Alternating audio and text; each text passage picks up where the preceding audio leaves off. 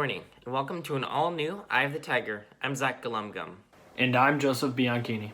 On November 3rd, RHS held their own mock election. We go to Mackenzie Van Sant Campbell with the story. As American citizens voted in the 2020 presidential election, RHS decided to create a mock election for students to participate in.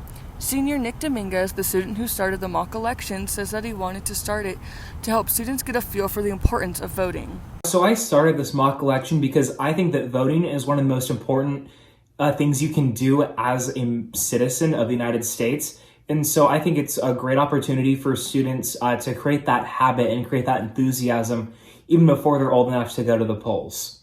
Dominguez created a Google form based off the Placer County ballot, including the county offices, presidents, and state ballot measures and propositions. Over 700 students participated in the mock election, 40% of the Roseville High student population. And so for Electoral College, I tried to mimic that by splitting up 538 electoral votes among all the second period classes at Roseville High School. So students had their state as their second period class. And whoever got the most votes in that class for president received all of that class's electoral votes, much similar to the first past the post electoral college system we use in real life to elect the president.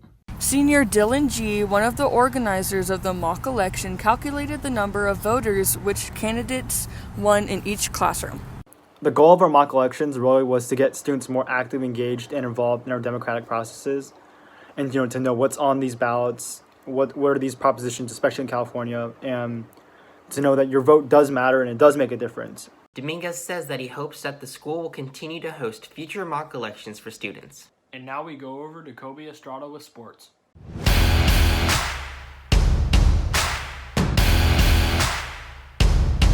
Good morning and welcome to this Tuesday's edition of EOTSN. I'm Kobe Estrada. As sports are nearing, wrestling started to prepare for their season. With wrestling, it's been a lot smaller lately with everything going on in COVID.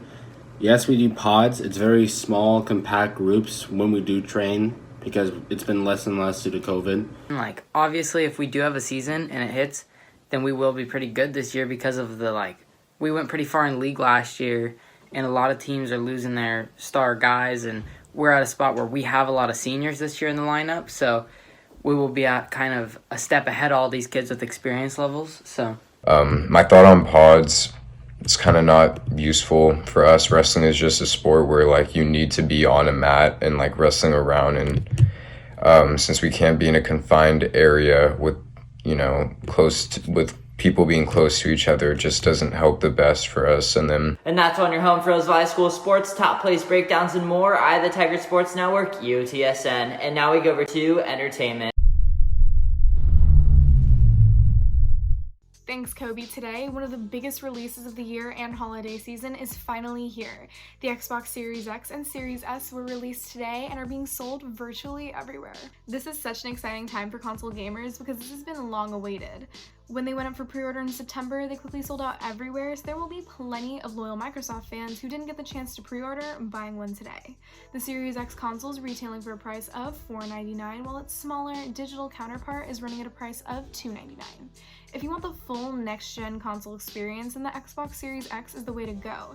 However, if you're interested in trying something all digital, smaller, but still runs almost as efficient as the X without breaking the bank, then the S is the way to go. In other entertainment news, Assassin's Creed Valhalla was released as well and is retailing at a price of $59.99. Being one of the most highly anticipated games of the year, there's no doubt in my mind that it will do well in sales, but let's just hope it lives up to the standards that everyone has set for it. It will be available for virtually every platform, and it even will be a part of Amazon Luna, for those of you who are interested. Stay tuned for Friday's show while we cover the PS5 release and the Spider-Man Miles Morales release. And now we go back to news. Thanks, Isabella. And RHS Senior has a family who lives in the fast lane. We go to Josh Hill with the story. Senior Carly Azola has lived around racing her whole life. I love racing. I've grown up around it my whole life, so I've always been into it. He has his own shop and works on several different cars, most of them being used in NASCAR races. My dad works on the cars at his shop. He has 3 race cars, 1 SRL car, and then a backup car. SRL car is a tour car, which they bring all over the country. The late model is a car that they race at Roseville Racetrack. Isola and her father have always tried to go out to races for fun regularly, but COVID has restricted the amount of time they could spend on the track together. My dad races about every weekend pre-COVID, but since COVID hit, about 2 weekends a month, if that. Isola has always loved racing because of her dad, but sports have gotten in the way of it for her. It got harder whenever I started playing softball because now I don't go as much, so I go whenever I get the chance. The Isola family has made many close friends throughout the sport. He has made so many close friends. Most of our family friends are from racing, so I've pretty much I'm around race car people all the time. His love for working on cars came from a very unlikely coincidence. My dad's got into it because my great-grandpa was like, hey, come on over and fix cars with me. Isola plans on moving through the world of NASCAR one gear at a time. That's it for us today on Eye of the Tiger. And remember, we're always on at eyeofthetigernews.com. See you next time.